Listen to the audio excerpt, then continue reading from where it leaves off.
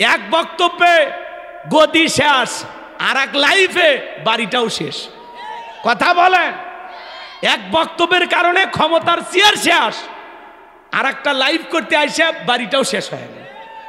এই জন্য বাড়াবাড়ি করবেন না, বিদেশে আছেন ভালো থাকেন, আর ওই দেশে যদি জায়গা না হয় মাঝে মাঝে বলেন দেশের কাছে আসি শর্ট করে ঢুকবো, আমরা বলবো যাওয়ার আগে তো বলে যাননি, আসার আগে এত নাটক কেন? আপনি যে দিক দিয়ে মন চায় আপনি আসেন, আসেন।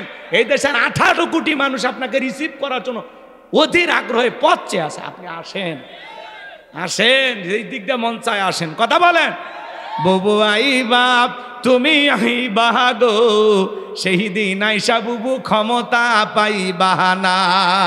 ও বুবু আই বাপ তুমি আই বাহাগো, সেই দিন আইসা বুবু ক্ষমতা পাই বাহানা। খোঁজ নাই বহু কাদের কাকার, অবস্থা খারাপ দরবেশ বাবার, হাউন আঙ্কেল এখন সামনে আসে না। নেতা কর্মী সব জেলের ভিতর, আমি আসি ডরের ওপর, কখন জানি আসে গ্রেপ্তারি পরোয়ানা। বুবু আই বাপ তুমি আই বাহাগো, সেই দিন আইসা বুবু চিয়ার পাই বাহানা। ক্ষমতার চেয়ার থেকে নামা সহজ, কিন্তু ওই চেয়ারে ওঠা কঠিন। 16 বছর লাগছে চেয়ার ছাড়তে। আর আমরা সিদ্ধান্ত নেব আগামীতে আর যাই হোক কোন নারীকে এই দেশের প্রধানমন্ত্রী বানাবো না। আগামীতে পুরুষ হবে আমাদের প্রধানমন্ত্রী, যেই দলেরই হোক পুরুষ চাই। পুরুষ কারা কারা হাত তুলে দেখান, লিল্লাহে তাকবীর। হাত নামান, নারীদের দেখার দিন শেষ। আগামীতে পুরুষের বাংলাদেশ। কারণ মেয়েদের রাগ বেশি, জেদ বেশি, অভিমান বেশি। দেখেন না, স্বামীর সাথে বাড়িতে ঝগড়া লাগে, হাড়ি বাতিল ভেঙে ফেলে দেয়, স্বামী তুলে আছাড় মারে, রাগ করে বাবার বাড়ি যায়। দেখেন না, রাগ করে দেশ ছেড়ে ভারত গেছে। 18 কোটি মানুষকে ফেলায় গেছে। মায়া দয়া থাকলে যাইতো, যাইতো না। উনি যদি পদত্যাগ করে জেলেও যাইতো, তাও ওনার নেতা কর্মী বাহাবা দিত, দেশের মানুষও খুশি থাকতো। আপনি চলে গেলেন কেন? কথা কন না কেন? আর এখন আপনি ভারত থেকে কান্নাকাটি করেন না? আমাদের কষ্ট হয় না? খারাপ লাগে না? আপনি আসেন, আপনি আসেন। কথা কয় না, কথা কয় না। তাহলে কি মনে থাকবে আগামীতে যেটাই হোক পুরুষ দরকার, যেই দলেরই হোক পুরুষ চাই। পুরুষ হবে এই দেশের প্রধানমন্ত্রী। কি কোন চাচা? কথা ঠিক আছে? কারণ মেয়েদের রাগ বেশি, ওরা শান্তির জায়গা পেলে জীবন চলে যাবে, জায়গা ছাড়বি না। কথা বুঝছেন তো নাকি? আর ওই যে মেয়েরা, শোনেন, মেয়েরা ক্ষমতায় গেলে কি হয়, কি হয় শোনেন, সমান অধিকার দেবনি, টেনশন নাই।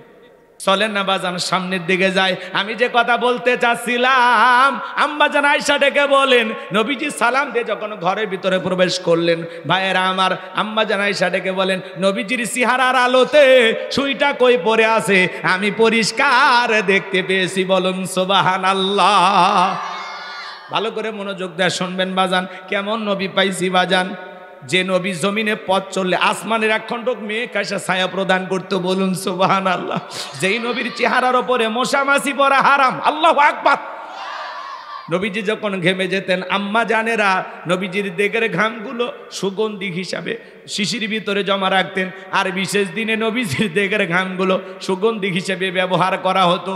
কেমন নবী পাইছি, যে নবী থুতু নিক্ষেপ করলে সেখান থেকে সুগন্ধি বের হয়। নবীজি অজু করলে অজুর পানি দিয়ে সুগন্ধি বের হয়ে যায়। নবীজি আমার যেই রাস্তা দিয়ে হেঁটে যায়, কিছুক্ষণ পরে ওই রাস্তা দিয়ে হেঁটে গেলে নবীজির দেগের সুঘ্রাণ পাওয়া যায়। বলুন সুবহানাল্লাহ।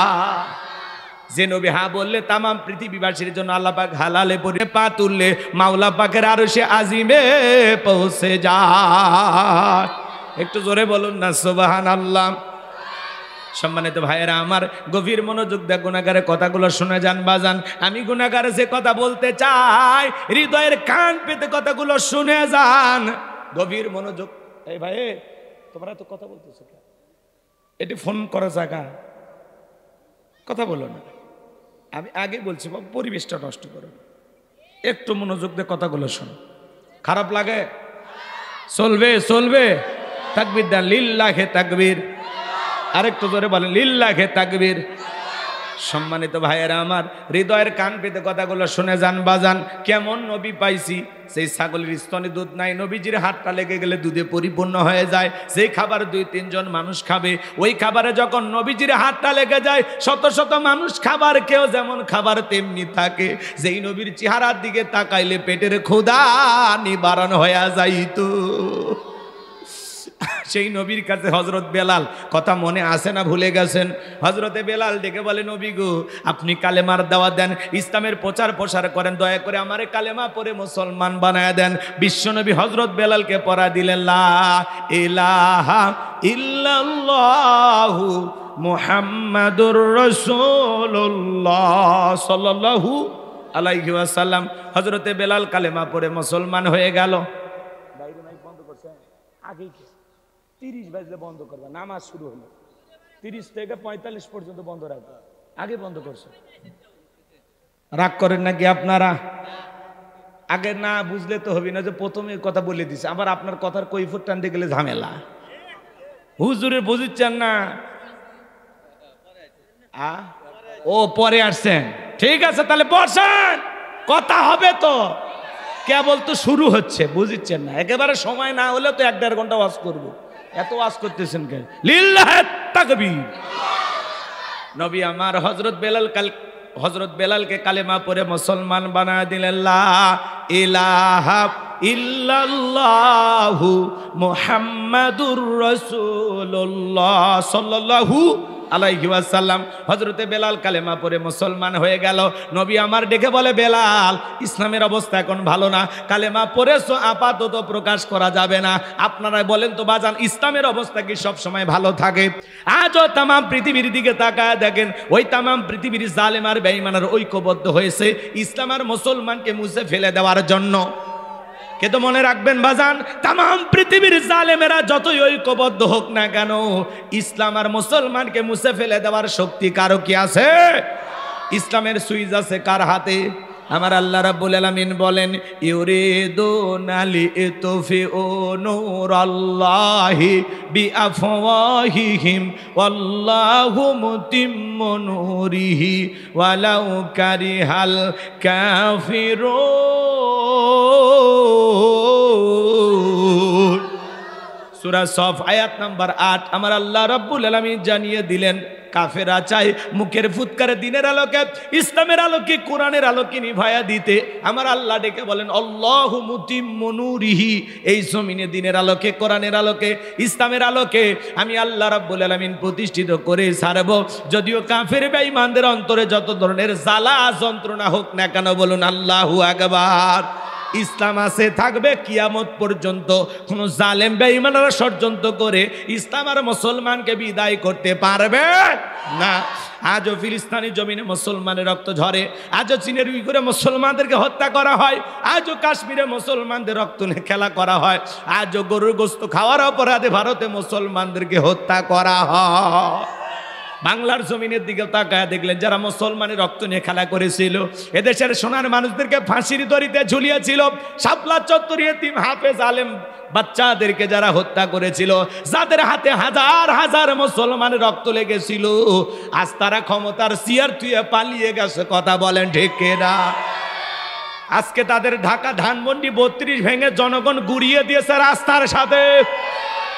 এই যে তাদের কর্মের ফল, এটা হলো জনগণের রাগ ক্ষোভের বহিঃপ্রকাশ। আর তারা যে 16 বছর যে কর্ম করেছে, এটা হলো তাদের কর্মের ফল। সেখানে ধানমন্ডিতে আয়না ঘর পাওয়া যাচ্ছে নিচের দিকে কয়েকতলা বিল্ডিং এ। চিন্তা করা যায় বাজান, ছোট ছোট রুম, সেখানে বালিশ আছে থাকার মতো। তার মানে কি বুঝলেন? ভেজাল আছে না নাই? ধানমন্ডি 32-এর নিচে আয়না ঘর খুঁজে পাওয়া যাচ্ছে। তাহলে যারা এত জুলুম করেছিল, অত্যাচার করেছিল, আজ ওই বিল্ডিং গুলো থেকে মনে হয় মানুষের আত্মচিৎকার ভেসে আসে। এরা এতটা ভয়ঙ্কর ছিল, হাজার হাজার মানুষের রক্ত নিয়ে জীবন নিয়ে যারা খেলা করেছিল, দেখেন তো তাদের জীবনের পরিণতি এমনটা করে দিলেন তিনি কে? এজন্য বাজান বড়াই করতে নাই, অহংকার করতে নাই। তারা বড় বড় কথা বলতো, পালাবো না, হারাবো না। আমরা বারবার বললাম, ম্যাডাম পদত্যাগ করেন। আল্লাহ বলে, কিসের পদত্যাগ? এরা যে অন্যায় অপরাধ করেছে, শুধু পদত্যাগ না, আমি আল্লাহ এদেরকে দেশ ত্যাগ করতে বাধ্য করব। বলেন আল্লাহু আকবার। ইন্না বাতশা রাব্বিকা লাশাদীদ, আল্লাহর পাকড়াও বড় কঠিন। আল্লাহ ধরে ধরে না, যেদিন ধরবে মামু বাড়ি দিল্লি গিয়ে পড়বে। কথা বলে ঠিক না? আবার মাঝে মাঝে কল রেকর্ড ফাঁস হয়। রাগ করতেছেন নাকি? জি, উনি যে কথা বলছে গুরুত্বপূর্ণ। সামনে যায়, আছে আছে, কেবল তো শুরু করতেছি। চলেন না বাজানের সামনের দিকে যায়, গভীর মনোযোগ দিয়ে কথাগুলো শুনে যাবেন। হযরতে বেলাল ডেকে বলে, নবী আমার জীবনের কোনো দাম নাই। আমার বড় ওমায়কে বলেছিলাম উর্দম বা ছাগল পেশাব পায়খানা করে দেয়, ওই ঘরে থাকতে আমার বড় কষ্ট হয়। ওমায় ডেকে বলে, বেলাল উর্দম বা ছাগলের দাম আমার কাছে আছে, কিন্তু তোর মতো কালো হাফসি বেলালের দাম আমার কাছে নাই। নবী গো, আমার জীবনের কোনো দাম নেই, আপনি আমাকে দোয়া করেন মৃত্যু পর্যন্ত যেন কালেমার পথে টিকে থাকতে পারি। এই কথা বলে হযরতে বেলাল চলে গেলেন। পরের দিন সকালবেলা সূর্য উদয় হয়ে গেছে, অনেকটা বেলা হয়ে গেছে, বেলাল দরজা খোলে নাই। অন্য অন্য চাকর বাকর যারা আছে এরা নারিশ নিয়ে চলে গেছে ওমায়ের কাছে, যা বলে, নেতা এখন পর্যন্ত বেলাল দরজা খোলে নাই, তাই নাকি? বলে হ্যাঁ, চলো তো যাই। দরজায় ডাক দেয়, এ বেলাল দরজা খোল। হযরতে বেলাল দরজা খোলে না, জোরে করে ধাক্কা মারছে যখন দরজা খুইলা গেছে, তখন এইবার ওমায়ে তাকায় দেখে যেই রাত্রিতে হযরতে বেলাল কালেমা পড়ে মুসলমান হয়েছে, ওই রাত্রিতে একটা উর্দুম্বা ছাগলের কাছে কোনো পেশাব পায়খানা নাই। জোরে বলেন মারহাবা। এইবার ওমায়ে ডেকে বলে, এ চাকরের দল, বেলালের বিরুদ্ধে মিথ্যা অভিযোগ দাও। তোমরা যখন ঘুমাচ্ছিলে বেলাল তখন ময়লা আবর্জনা পরিষ্কার করেছে, তাকায় দেখো না একটা উর্দুম্বা ছাগলের কাছে কোনো পেশাব পায়খানা নাই, যাও নিজেদের কাজ করো। এই কথা বলে ওদেরকে তাড়িয়ে দিলেন। এক পা দুপা করে হযরতে বেলালের কাছে চলে গেলেন। হযরতে বেলাল দিয়ালে পিঠটা লাগায় জিব্বা নাড়া জিকিরি করে কার? আর একটু জোরে বলেন কার? এইবার হযরত বেলালকে হালকা করে ধাক্কা মারছে, যখন জবান দিয়ে কালেমার আওয়াজ বের হয়েছে, তখন এইবার ওমায়ে ডেকে বলে, বেলাল তোর জবান দিয়ে কি শুনলাম, তুমি কি মুসলমান হয়েছো? হযরতে বেলাল ডেকে বলে, মুসলমান হয়ে যারা মিথ্যা কথা বলতে পারে না তারা ওয়াকুলু কওলান সাদীদা, মুসলমানেরা হবে সত্যবাদী, মুসলমানেরা কখনো মিথ্যাবাদী হতে পারে। আর আমাদের সমাজে ভরা পেটে মিথ্যা, খালি পেটে মিথ্যা, মিথ্যা বলতে বলতে চেহারাটা বেঁকা হয়ে গেছে, এক পা কবরে ঢুকে গেছে। এত মিথ্যা কথা বলে, শয়তান পর্যন্ত বলে আমি এত খারাপ না। কথা বলেন ঠিক কি না? মিথ্যা না বলে পেটের ভাত নাকি হজমই হয় না। এরকম মানুষ সমাজে আছে না নাই? বলে আমরা হেলিকপ্টার দিয়ে পানি দিয়েছিলাম, পানি যদি দেন ছাদের শিশুটা মারা গেল কিভাবে? এ বাজান গো আমার, এত মিথ্যা কথা বলা ঠিক না। এত মিথ্যা কেন বলবে? মুসলমান হবে সত্যবাদী, জবান দিয়ে যেটা বলবে সত্য বলবে।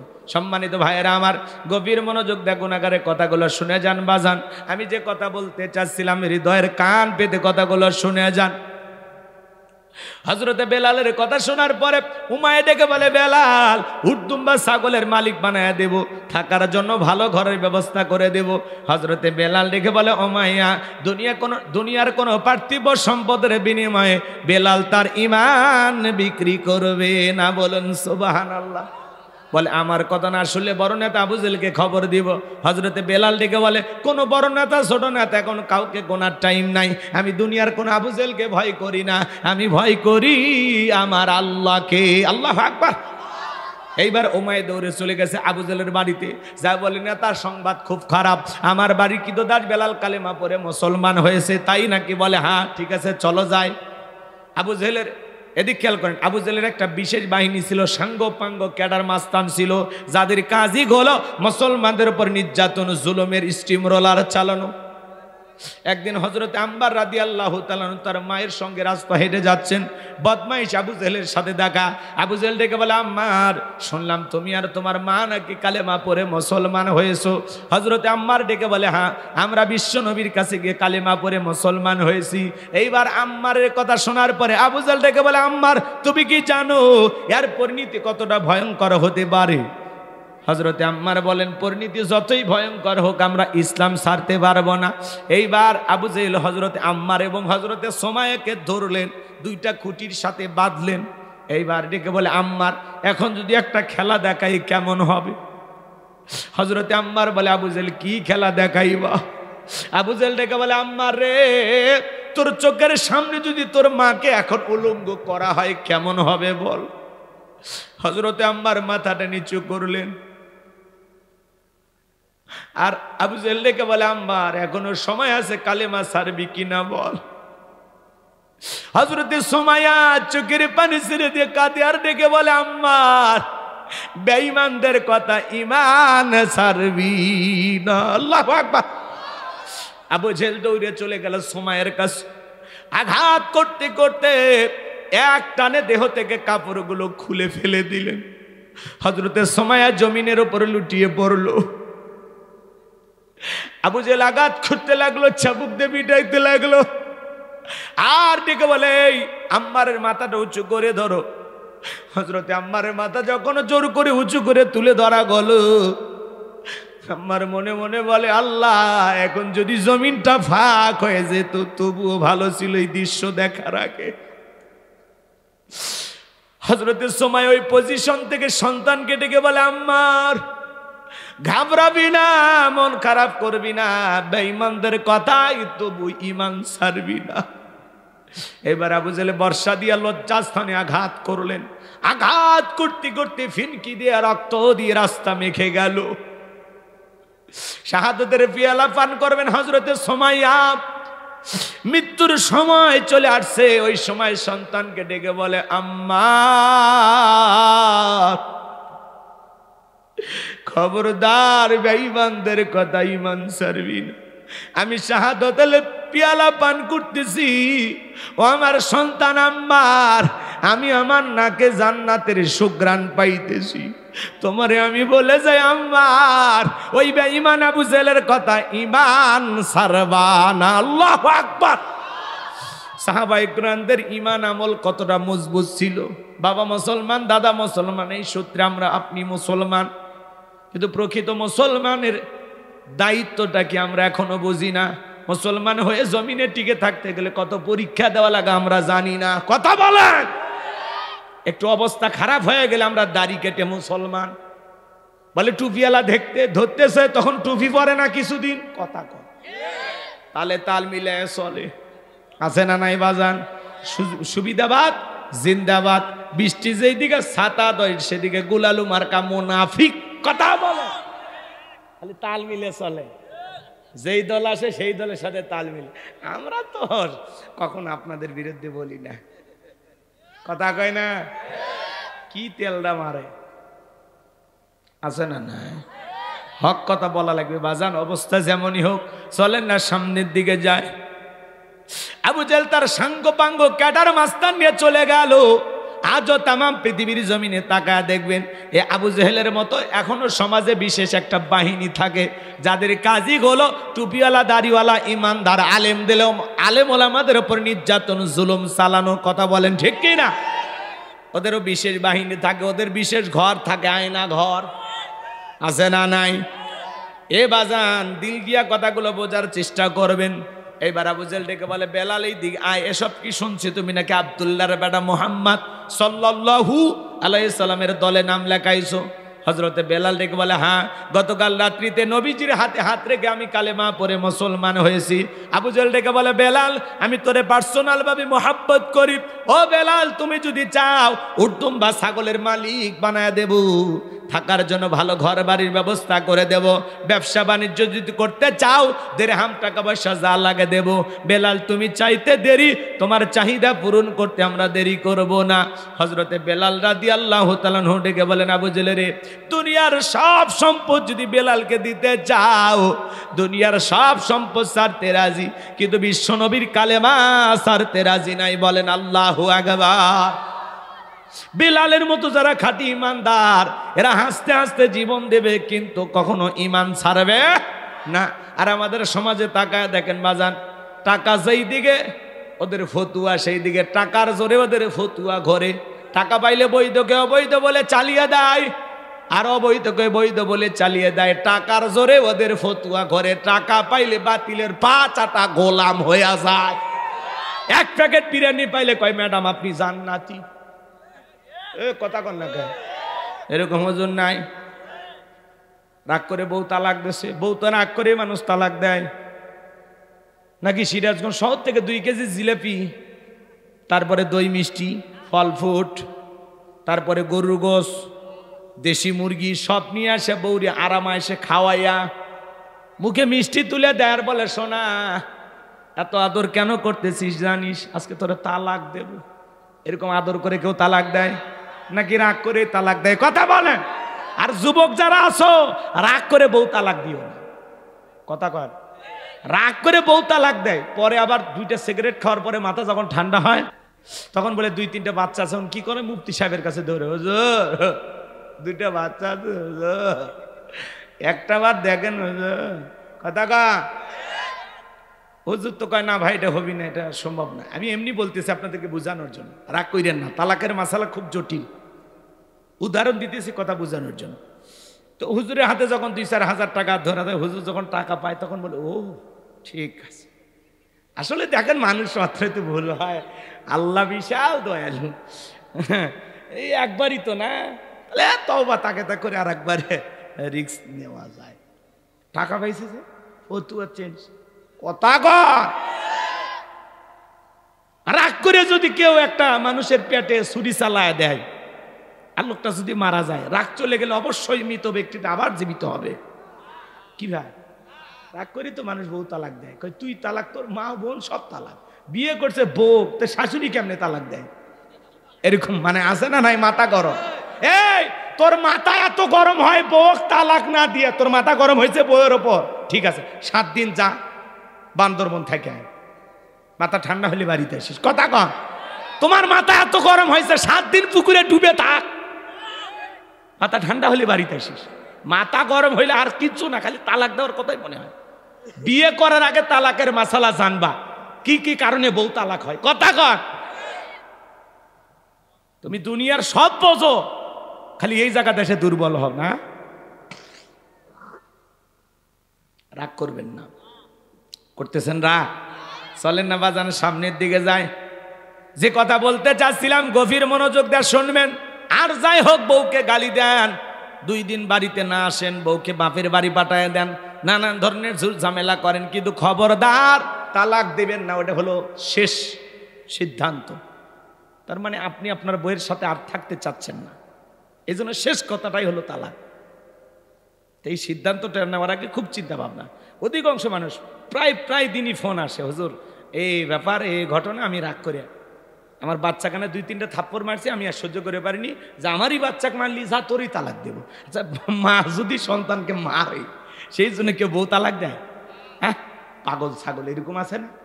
মানে মাথা ঠিক নাই, মানে ওই সময় মেজাজটা কন্ট্রোল করতে হবে। হ্যাঁ, কি হয়েছে বাজান, রাগ করেন? বলবো চলেন না সামনের দিকে যায়। তাহলে টাকার কারণে ফতুয়া এদিক সেদিক হয়ে যায়, টাকার জোরে ফতুয়া ঘরে। কথা ক্লিয়ার না ভেজাল আছে?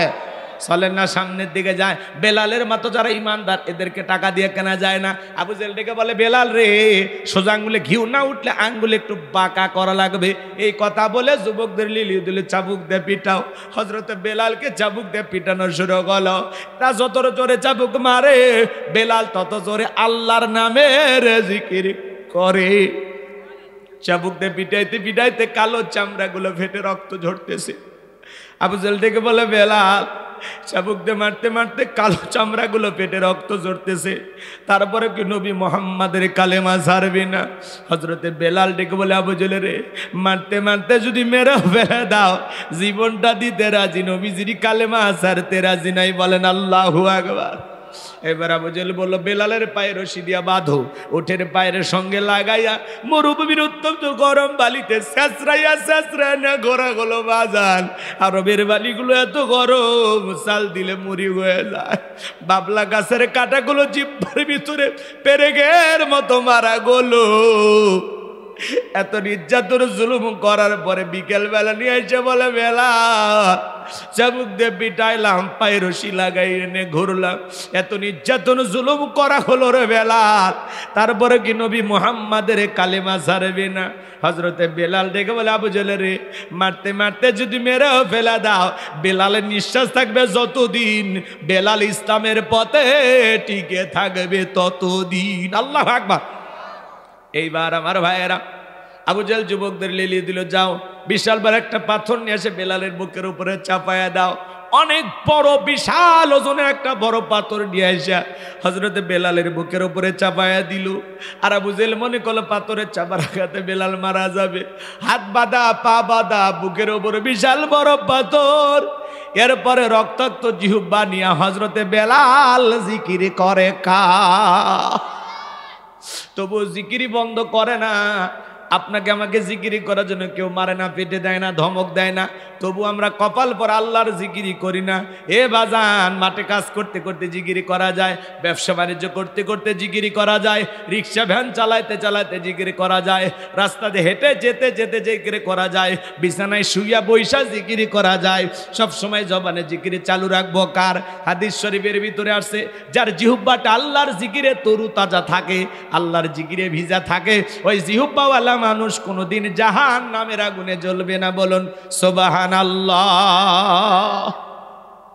এজন্য সবসময় আল্লাহ তাআলার জিকিরি করতে হবে। আযকুরুনি আযকুরুকুম আশকুরুলি ওয়ালা তাকফুরুন। তোমরা আমারে স্মরণ করো, আমি আল্লাহ তোমাদেরকে স্মরণ করব। কৃতজ্ঞতা প্রকাশ করো, আর কৃতজ্ঞ হয় না। এজন্য সবসময় জবানে জিকির চালু রাখবো কার? সুবহানাল্লাহ, আলহামদুলিল্লাহ, আল্লাহু আকবার, লা ইলাহা ইল্লাল্লাহ, সুবহানাল্লাহি বিহামদিহি, সুবহানাল্লাহিল আযীম। পারবো তো ইনশাআল্লাহ? পারবো তো ইনশাআল্লাহ? আল্লাহ যেন আমাদের সবাইকে সব সময় আল্লাহর জিকিরি করা তৌফিক দান করেন। জোরে বলেন আমিন। হযরতে বেলালের বুকের উপরে পাথর, এরপরে জিহ্বা নাড়া আল্লাহর জিকিরি করে, চোখের কোণা দিয়ে পানি ঝরে, আর ঢেকে বলেন আল্লাহ। বুকের উপরে পাথর থাকার কারণে তোমার মতো মালিকের জিকিরি করতে বড় কষ্ট হয়। তুমি তো সেই আল্লাহ, ইব্রাহিমের জন্য যদি নমরুদের আগুনকে ফুলের বাগান বানায় দিতে পারো, তুমি যদি ইব্রাহিমের জন্য নমরুদের আগুনকে ফুলের বাগান বানায় দিতে পারো, আল্লাহ তুমি কি পারো না আমি বেলালের বুকের পাথরটাকে তুলার মতো নরম বানায় দিতে? হযরতে বেলাল দোয়া করতে দেরি, আসমানের মালিক আল্লাহ দোয়া কবুল করতে দেরি করে নাই। বেলালের বুকের পাথরটাকে আমার আল্লাহ তুলার মতো নরম বানিয়ে দিয়েছেন। বলুন সুবহানাল্লাহ। আশিক রাসূল বেলাল, নবীর পাগল বেলাল, নবীকে কতটা ভালোবাসতেন জানেন? নবী যখন মক্কা নগরীতে পথ চলতো, বেলাল একবার ডানে যায় আর একবার বামে যায়। আমার নবী ডেকে বলে, বেলাল বুঝি না, একবার ডানে যাও একবার বামে যাও, কারণটা কি?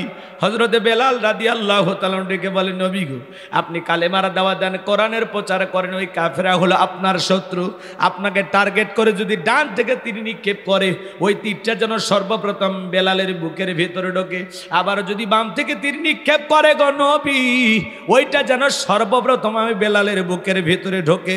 আমি বেলাল মারা গেলে ইসলামের ক্ষতি হবে না, কিন্তু আপনি নবী মারা গেলে ইসলাম আর মাথা উঁচু করে সামনের দিকে দাঁড়াতে পারবে না। বলুন আল্লাহু আকবার। সেই আশিক রাসূল বেলাল, নবীর পাগল বেলাল, যে কথা বলতে চাচ্ছিলাম বাজান, হৃদয়ের কান পেতে কথাগুলো শুনে যান। বেলালের নির্যাতন জুলুমের কথা যখন বিশ্ব নবীর কান পর্যন্ত পৌঁছে গেল, আমার নবী তখন ডেকে বলে, বকর, বেলালের কষ্টের কথা আমার আর সহ্য হয় না, যাও যাও তুমি আমার বেলালের জন্য একটা কিছু করো। হযরত আবু বকর সিদ্দিক রাদিয়াল্লাহু তাআলা আনহু কয়েক গুণ দাম বেশি দিয়া গোলামীর জীবন থেকে হযরত বেলালকে আজাদ করলেন, মুক্ত করলেন। বলুন আল্লাহু আকবার। এই যখন ইসলামের অবস্থা, একদিকে সন্তান হারানোর ব্যথা, কাফেরদের সমালোচনা, সাহাবায়ে কেরামদের উপর নির্যাতন জুলুম, এই জন্য নবীজির মনটা খারাপ, চোখের কোনায় পানি। নবীর যখন মন খারাপ, নবীকে সান্ত্বনা দেওয়ার দায়িত্ব কার? আর একটু জোরে বলেন না কার? আমার আল্লাহ ডেকে বলে, জিবরাইল রে, আমার বন্ধুর মা নাই, বাবা নাই, আমি স্যার আমার বন্ধুর কেউ নাই রে। এ জিবরাইল আর করিস না দেরি, আমার বন্ধুর মনটা হয়েছে ভারী, আমি আল্লাহ সইতে নাহি পারি। লাহু মাহফুজ থেকে সূরা কাউসার নিয়ে যায় আমার বন্ধুর উপরে নাজিল কর তাড়াতাড়ি। আল্লাহু আকবার। আমার নবী মুস্কি মুস্কি হাসেন আর ডেকে বলেন, আনাস আমার মনটা কেন খারাপ তোমরা জানো, কিন্তু আমার মুস্কি হাসি দেওয়ার কারণ হলো এই মাত্র আসমান থেকে জিবরাইল এসে আমার উপরে সূরা কাউসার নাজিল করলো। বিশ্ব নবী তখন সাহাবায়ে কেরামদের সামনে সুন্দর করে তিলাওয়াত করে শুনিয়ে দিলেন, ইন্না আ'তাইনাকাল কাউসার ফাসাল্লি লিরাব্বিকা ওয়ানহার ইন্না শানিয়াকা হুয়াল আবতার। আল্লাহু আকবার। খারাপ লাগে? মহিলা প্যান্ডেলে জায়গা হচ্ছে না, বাপ রে বাপ। মা বোনদের জায়গা হচ্ছে না, আপনারা একটু চেপে বসেন। আসলে মা বোনদের জায়গা একটু বেশি লাগে, যে জায়গায় যায় সেটাই দখল করবে চায়। হ্যাঁ, যেন মা বোনদেরকে বলে, মা আপনারা চেপে বসেন। এই কষ্ট পাচ্ছেন আপনারা? এবার চলেন বাজান আলোচনায় চলে যায়। আমার আল্লাহ রাব্বুল আলামিন জানিয়ে দিলেন, ইন্না আ'তাইনাকাল কাউসার, অবশ্যই আমি আল্লাহ পাক আপনাকে হাউজে কাউসার দান করেছি। বলুন সুবহানাল্লাহ। এ হাউজে কাউসারের পানি দুধের মতো সাদা, মধুর চাইতে মিষ্টি, পানির মতো ক্লিয়ার। ওই কঠিন কিয়ামতের ময়দানে যেদিন বিচার দিবস কায়েম হয়ে যাবে, ভালো করে বোঝার চেষ্টা করবেন। আল্লাহ তাআলা পৃথিবীর অন্য কোন নবী রাসূলকে হাউজে কাউসার গিফট করেন নাই, আপনার আমার নবীকে আল্লাহ তাআলা হাউজে কাউসার গিফট করেছেন। ইন্না আ'তাইনাকাল কাউসার, নিশ্চয়ই আমি আল্লাহ পাক আপনাকে হাউজে কাউসার দান করেছি। এ বাজান গো আমার, যেদিন বিচার দিবস কায়েম হয়ে যাবে, ওই কিয়ামতের কঠিন দিন, যেদিন বিচার দিবসের একদিন হবে 50,000 বছরের সমান, যেদিন সূর্য সহাত মাথার উপরে চলে আসবে, সূর্যের তাপে জমিনটা তামার জমিন হয়ে যাবে। এই পৃথিবীর জমিনে পাহাড় পর্বত নদী নালা খাল বিল বিল্ডিং ইমারত কোনো কিছু থাকবে না।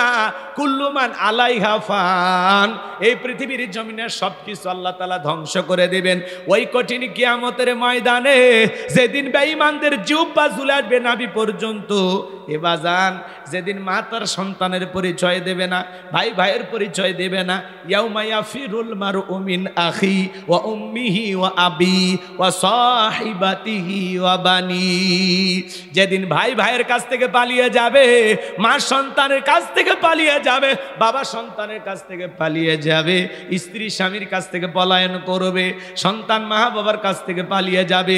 ওই কঠিন কিয়ামতের ময়দানে মা সন্তানের কাছে যখন চলে যাবে, মা আমি তো তোমার সন্তান, মা তখন বলবে না তুমি আমার সন্তান হতে পারো না, আমার যতটুকু মনে হয় দুনিয়াতে আমার বিয়েই হয়নি।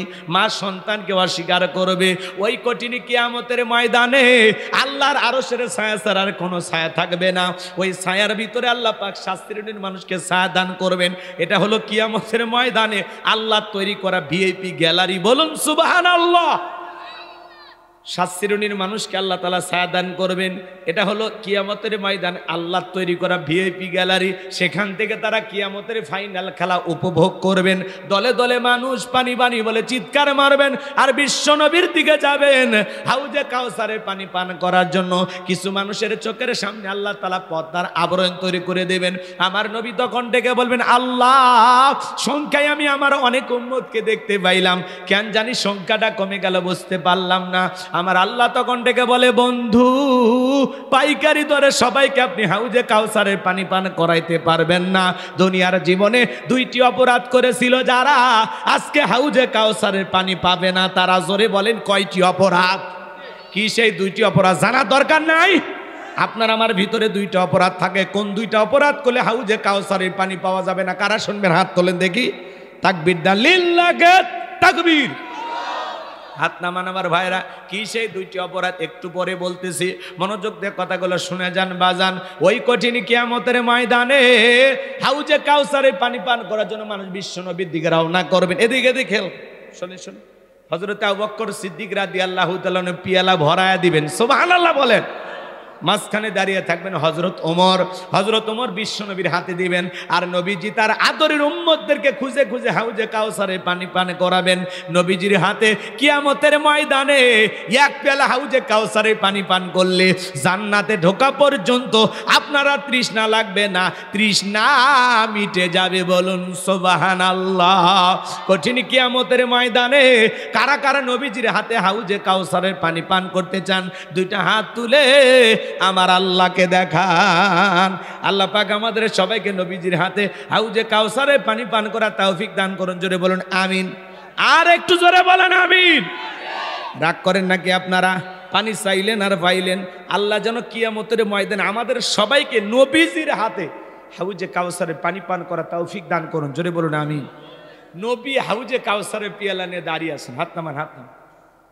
বলেন তো এই দৃশ্যের মুখোমুখি আপনারা হতে চান? সেই সৌভাগ্যবান ব্যক্তি তারা যারা এই পিয়ালা পর্যন্ত যাইতে পারবে।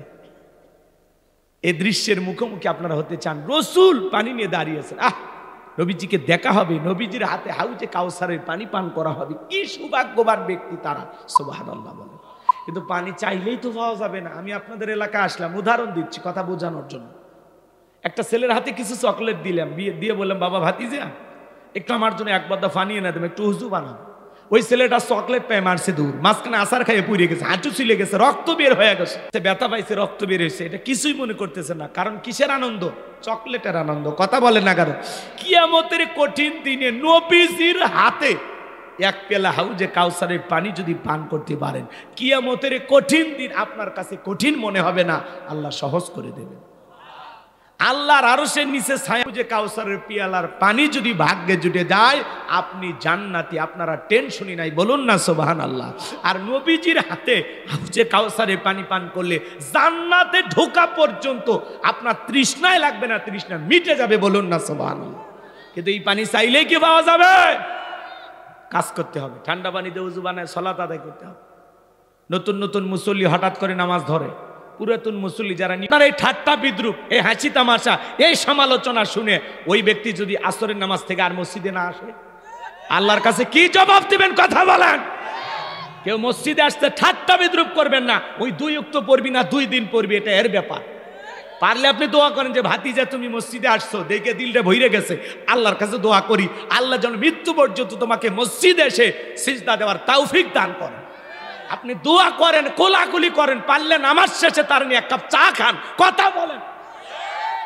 আর আপনি বেয়াদবি করেন মানে, হ্যাঁ নামাজ পড়বি না 2 দিন পরে ছেড়ে দিবি, আল্লাহর সাথে তামাশা করিস না। ওরে বাবা, বিরাট বড় জিন্দে হলি শাহজালারে কালু বাড়ি হচ্ছে। কথা কয় মানুষের সমালোচনা। যুবক বা একটা দাড়ি রাখছে, ওইটা নিয়েও সমালোচনা। এই বয়সে দাড়ি রাখলি বউ ভাগলি, কথা কন না আছে না এরকম? যুবক বয়সে দাড়ি রাখলে সমালোচনা। বয়স সাথে একটু ঘুরতে গেছে, ভাবি আসসালামু আলাইকুম, ভাবি আসসালামু আলাইকুম, সাথে চাচার খবর কি? বউ বাড়িতে এসে রাগ করে, তোমার সাথে বাহিরে যাওয়া যায় না কেন? কয় আমার ডাকে ভাবি আর তোমার ডাকে চাচা। যেই বউ নবীর সুন্নত দাড়িকে মোহাব্বত করে না, ভালোবাসে না, ওই বউ আপনাকে 100% ভালোবাসা দিতে পারে না। কথা বলে ঠিক কিনা? এই দাড়ির মধ্যে আছে কার প্রেম? মদিনাওয়ালার প্রেম। দাড়ি হলো পুরুষের সৌন্দর্য। কথা কয় না? পৃথিবীর সকল নবীদের মুখে দাড়ি ছিল, সুবহানাল্লাহ কোন। টুপি খোলা যায়, জুব্বা খোলা যায়, দাড়ি এমন একটা সুন্নত 24টা ঘন্টা লাগে থাকে, সুবহানাল্লাহ। আর দাড়িওয়ালা তারাই সুকি ওয়া মাহইয়ায়া ওয়া মামাতি লিল্লাহি রাব্বিল আলামিন। সূরা আনআম আয়াত নাম্বার 162 আল্লাহ তাআলা জানিয়ে দিলেন, নবীজি আপনি বলুন আমার নামাজ, আমার কুরবানি, আমার জীবন, আমার মরণ লিল্লাহি রাব্বিল আলামিন, আসমান জমিনের প্রতিপালকের জন্য। তাহলে মুমিন জীবনের সব ইবাদত হবে একমাত্র আল্লাহ তাআলাকে রাজি খুশি করার জন্য। কথা বলেন ঠিক কি না?